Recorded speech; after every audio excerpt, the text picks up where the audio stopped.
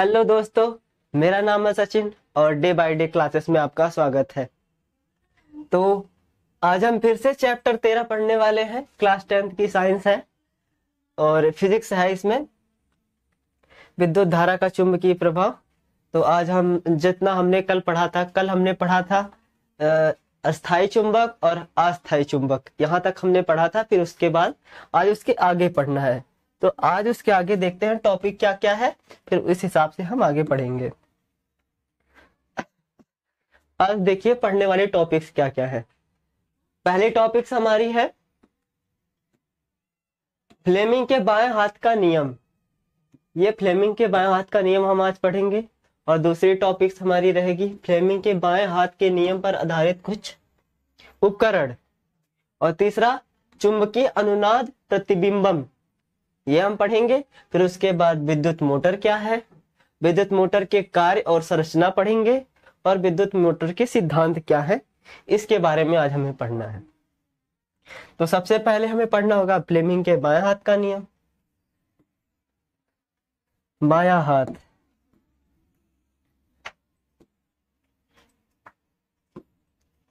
चलो देखते हैं कि फ्लेमिंग के बाएं हाथ का नियम क्या है। सबसे पहले बायां हाथ तो हमारा ये है। बाएं हाथ में बोलते हैं कि ये आगे की 3 उंगलियां लेनी है, अंगूठा, तर्जनी और मध्यमा। ये 3 उंगलियों को परस्पर लंबवत रखना है कि सारी की सारी 90 डिग्री पे हो। ये इसके 90 डिग्री पे हो, ये इसके 90 डिग्री पे हो, मतलब सारी 90 डिग्री पे हो। ऐसे हमें रखना है। इस हिसाब से आप लोगों को दिख रहा होगा, देख लो, ऐसे हर तरफ से।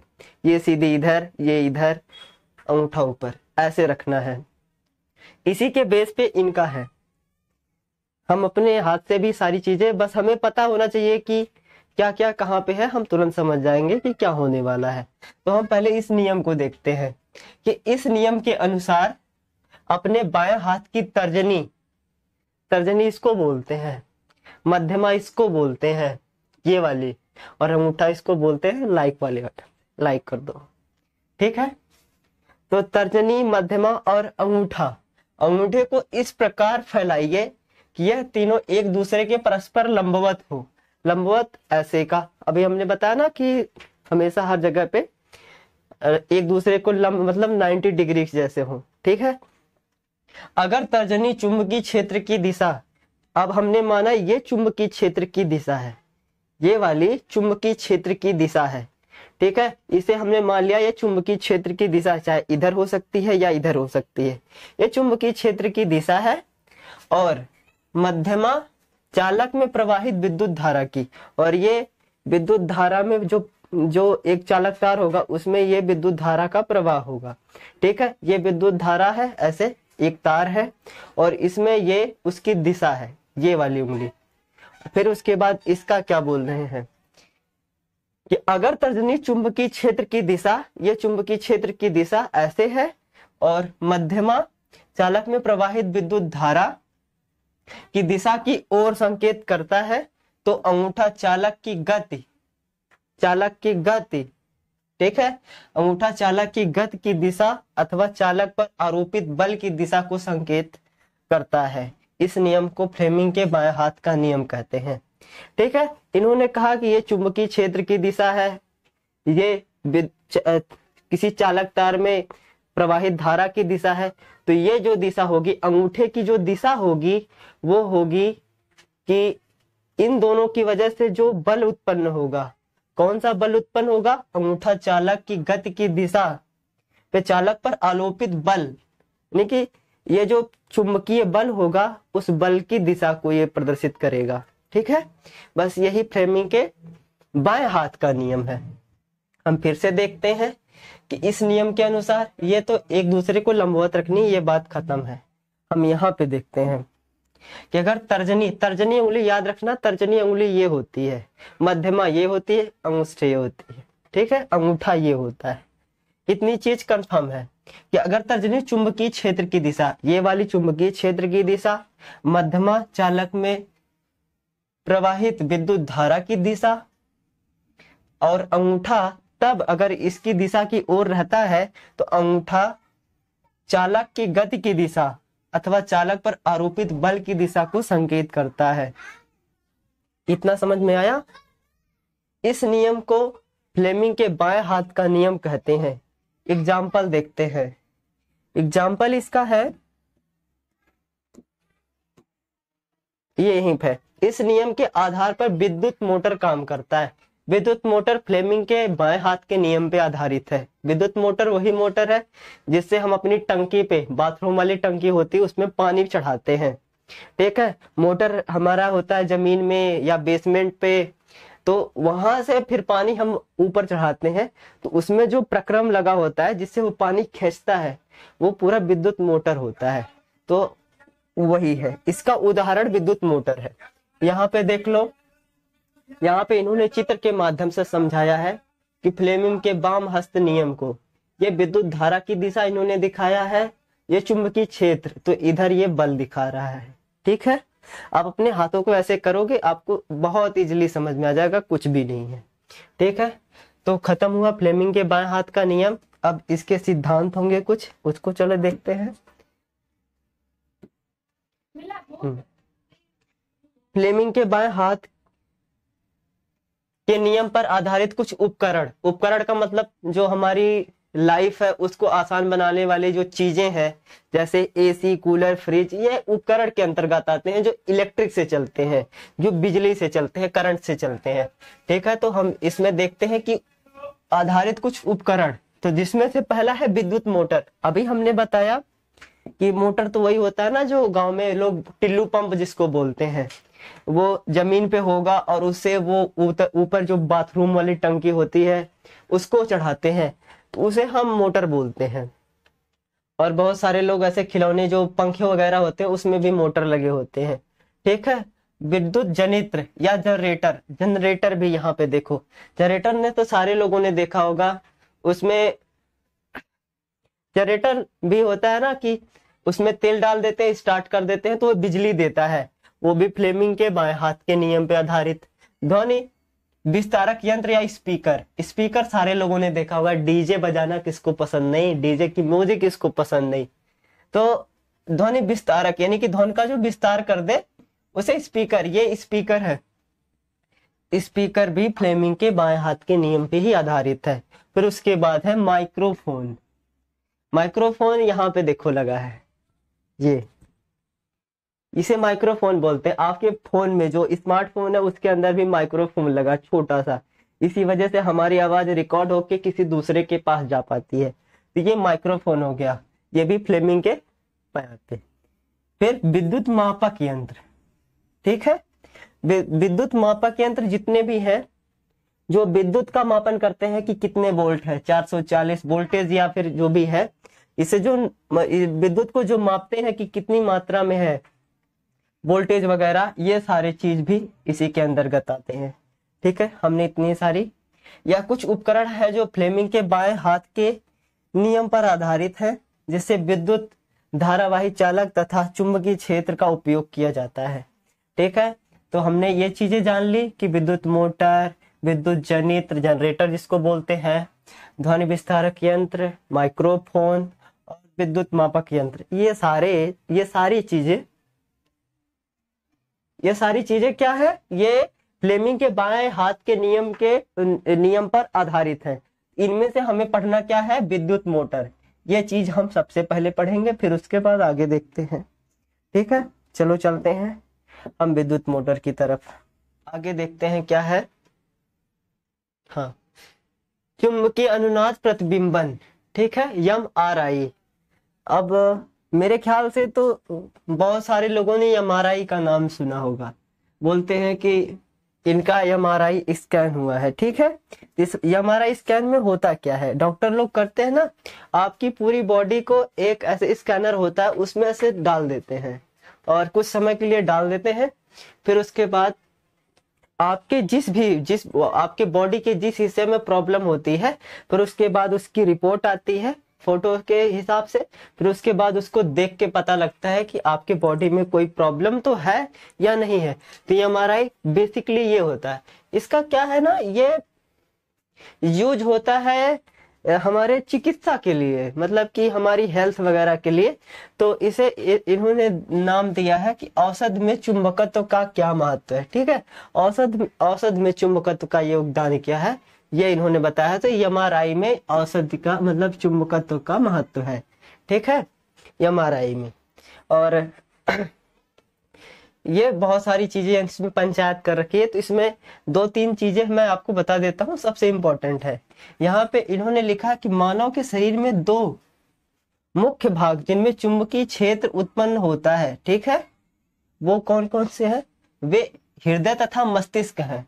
ये 1 नंबर में पूछा जा सकता है कि मानव के शरीर में वे कौन से 2 भाग हैं जिनमें चुंबकीय क्षेत्र उत्पन्न होता है, और वो है मानव का दिमाग और मानव का हृदय। ठीक है, ये भूलना मत, 1 नंबर में आ सकता है। ठीक है, एमआरआई काम कैसे करता है ये चीज हम जानते हैं। जैसे एमआरआई इसमें लिखा है कि शरीर के भीतर चुंबकीय क्षेत्र शरीर के विभिन्न भागों का प्रतिबिंब प्राप्त करने के आधार पर बनता है। ठीक है, शरीर के भीतर चुंबकीय क्षेत्र शरीर के विभिन्न भागों के प्रतिबिंब प्राप्त करने के आधार पर बनता है। ऐसा एक विशेष तकनीक जिसे चुंबकीय अनुनाद प्रतिबिंबन, ये मतलब कि आपकी बॉडी को जब उसमें डालते हैं तो आपकी बॉडी जिसमें प्रॉब्लम होती है उसका वो प्रतिबिंब बना के देता है। ठीक है, वो संभव कैसे होता है? एक ऐसी विशेष तकनीक जिसे चुंबकीय अनुनाद एमआरआई कहते हैं के द्वारा ही किया जाता है। ठीक है, वो जो आपका फोटो निकालते हैं एमआरआई के द्वारा निकालते हैं। ठीक है, वो प्रोसेस एमआरआई कहलाता है। ठीक है, चिकित्सा निदान में इन प्रतिबिंबों का विश्लेषण सहायक होता है। इस प्रकार चिकित्सा विज्ञान में चुंबकत्व का महत्वपूर्ण उपयोग है।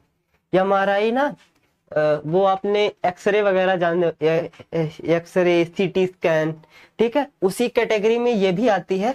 लेकिन जो एक्सरे होती है ना वो हार्मफुल होती है, तो इस वजह से थोड़ी सी ये भले महंगी पड़ती है, लेकिन ये हेल्थ के लिए ठीक, क्योंकि इसमें होता क्या है ना कि चुंबकीय क्षेत्र के द्वारा मतलब चुंबकत्व से सारी चीजें, यहाँ पे लिखा है ना मैग्नेटिक रेजोनेंस इमेजिंग एमआरआई, यानी कि अनुनाद चुंबकीय अनुनाद प्रतिबिंबन। ठीक है, तो ये प्रोसेस है। आशा करते हैं सबको समझ में आया होगा। आगे चलते हैं। ठीक है, ये एक हिसाब से ना आपकी बॉडी में जो जहां पे भी प्रॉब्लम रहेगी उसकी रिपोर्ट देने का काम करते हैं। रिपोर्ट आपको उसमें स्कैन करेंगे, फिर उसके बाद रिपोर्ट दे देंगे। एक्सरे में जैसे नहीं होता कि आपकी जिस बॉडी में जैसे फेफड़े का होता तो फेफड़े को ऐसे मतलब लगा के फिर उसके बाद स्कैन करके उसका रिपोर्ट दे देते हैं, हड्डियां वगैरह दिखती हैं। ठीक है, पसलियां, तो ऐसे ये भी है। ये हमारा समझ में आया। चलते हैं आगे, आगे देखते हैं क्या है।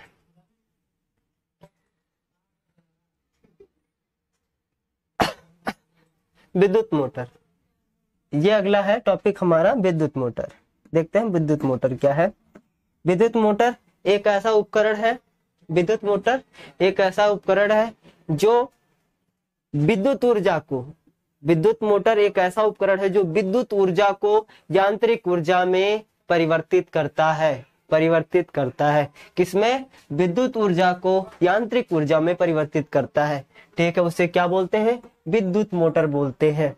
इनका प्रयोग कहाँ कहाँ पे होता है? इनके एग्जाम्पल क्या क्या है? इनका एग्जाम्पल है विद्युत, इसका उपयोग विद्युत के पंखे में किया जाता है।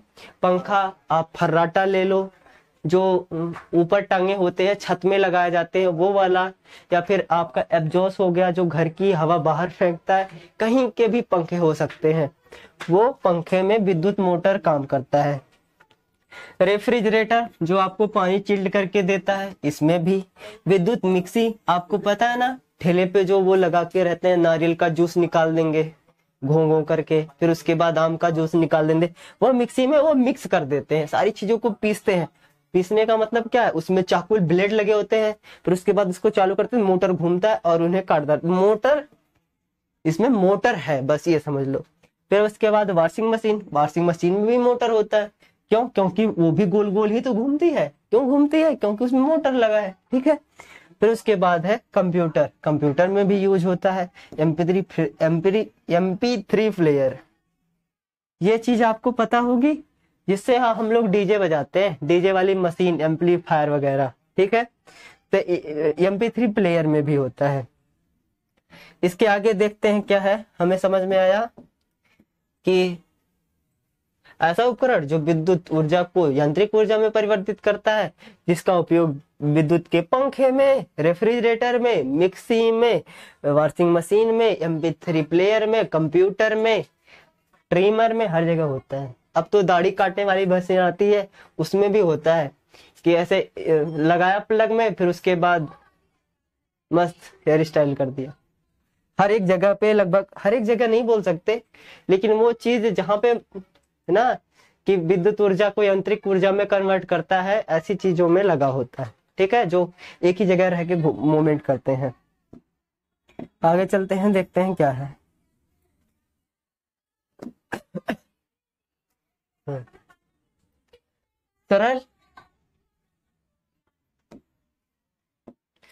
सरल विद्युत मोटर की संरचना तथा कार्यविधि, ठीक है। संरचना इसकी कैसी होती है? संरचना हम समझते हैं, संरचना इसकी बहुत नॉर्मल सी होती है, इसमें ज्यादा कठिन नहीं है आपकी परीक्षा के लिए, लेकिन ये वेरी इंपॉर्टेंट है। क्यों? क्योंकि ये मेरी परीक्षा में पूछा गया था, और मेरी परीक्षा हाई स्कूल के 2016 में हुई थी। तो हो सकता है कि आप में भी आ जाए, कोई भरोसा नहीं है। तो इस वजह से इस विद्युत मोटर की टॉपिक को आप तैयार रखना। देखते हैं कि यहाँ पे दो मोटर है, सॉरी दो मोटर नहीं, दो चुंबक है। एक चुंबक का सिरा जो है, एक ध्रुव है N, इसका ये पूरा होगा, लेकिन यहाँ पे हमें N की जरूरत है। N और S ये दोनों अपोजिट रखे हैं, तो इसके बीच में आकर्षण बल होगा, ठीक है। ये दोनों एक दूसरे के पास, लेकिन हमने इन्हें ना अस्थाई है। अस्थाई का मतलब कि जो हमने दो प्रकार के पढ़े थे ना, एक होता अस्थाई और एक होता अस्थाई। हमने अस्थाई मोटर लिया जो फिक्स होता है, और इसको भी हमने फिक्स कर दिया, मतलब एक जगह पे एकदम टिका के मजबूती से रख दिया। और फिर उसके बीच में हमने क्या किया, एक ऐसे आयताकार कुंडली ली, ठीक, ये आयताकार कुंडली है, इसको हमने लिया और इस दोनों चुंबकीय क्षेत्र के बीच में इसको रख दिया। इसको जोड़ा किससे? इस तार को हमने जोड़ा ब्रश के साथ, और यहाँ पे विभक्त वलय के साथ, और इस ब्रश को एक बैटरी से जोड़ दिया हमने इतने सारे काम कर डाले, ठीक है। अगर हम यहाँ से इसकी की को दबाते हैं, जैसे ये बंद परिपथ होगा, ये गोल गोल नाचने लग जाएगा। अब देखते हैं क्यों नाचता है। हम इसकी कार्यविधि देखते हैं कि नाचता क्यों है। नाचने के लिए हम इस स्लाइड पे चलते हैं। यहाँ पे देखो पहले से ही फिगर बना हुआ है, आपको शायद इसे देख के ऐसे समझ में ना आए, लेकिन यहाँ पे देखो एक चुंबक है, ठीक है। यहाँ पे ये एक चुंबक है जिसका ध्रुव N है, और ये एक है S है, ठीक है। N S दो चुंबकों के बीच में एक ये आयताकार कुंडली रखी गई, ABCD, ठीक है, ABCD, ठीक है। फिर उसके बाद ये रहा विभक्त वलय, ये विभक्त का मतलब ये दो है, अलग अलग है, ठीक है, एकदम सटे हुए नहीं है, ठीक है। हमने दो विभक्त वलय लिया और क्या किया, इसमें ब्रश और ये इधर ब्रश, इसको ऐड कर दिया हमने एक परिपथ से, ठीक है। इधर से गई, इधर से इलेक्ट्रॉन गए, इधर से करंट गया, इसमें गया। जैसे ही करंट गया ना, ये मोमेंट इसकी नीचे हो गई, और ये इसका फोर्स, इस पे एक बल कार्य करने लगा। होता है ना कि हमने पढ़ा था फ्लेमिंग के बाएं हाथ के नियम के अनुसार कि ये चुंबकीय क्षेत्र की दिशा, ये धारा की दिशा, तो ये लगने वाले बल की दिशा को प्रदर्शित करेगा।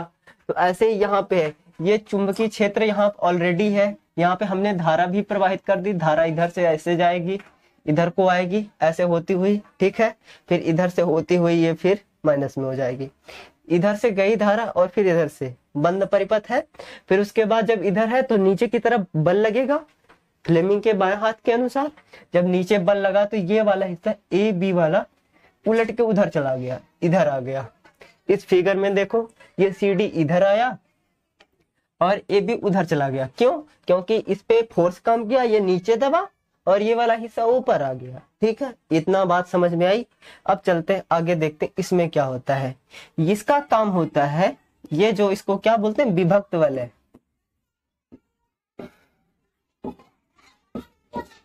विभक्त वलय, इसका काम बेसिक पता है क्या होता है?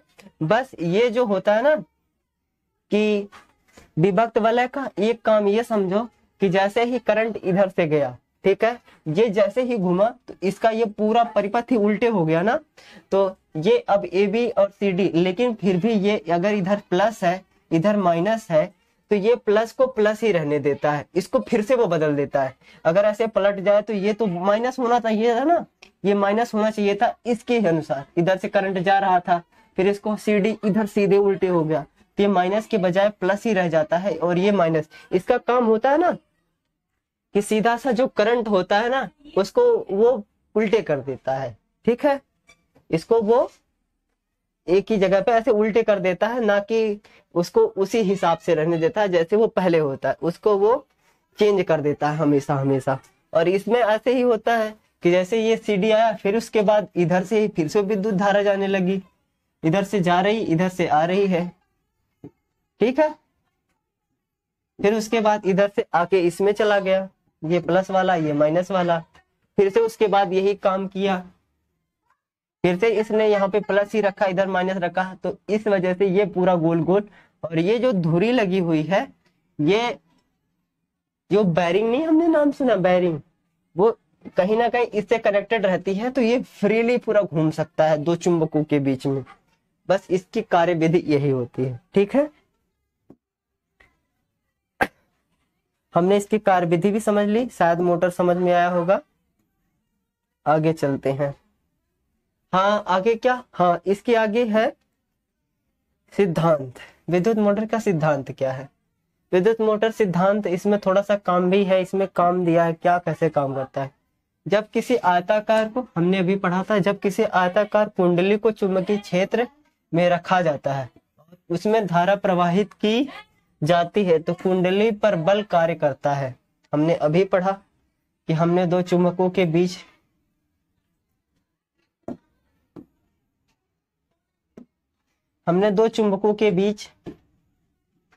एक आयताकार कुंडली रख दी, ठीक है, ऐसे कुंडली है, दो चुंबकों के बीच ये एन है और ये एस है, दो चुंबकों के बीच आयताकार कुंडली रख दी और उसमें हमने धारा प्रवाहित कर दी, तो इसमें ना एक बल कार्य करेगा, ठीक है, अभी हम कार्यविधि में समझा।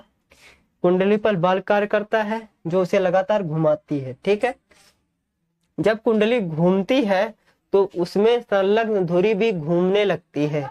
इस तरह मोटर को दी गई विद्युत ऊर्जा घूर्णन ऊर्जा या यांत्रिक ऊर्जा में बदलती है, ठीक है।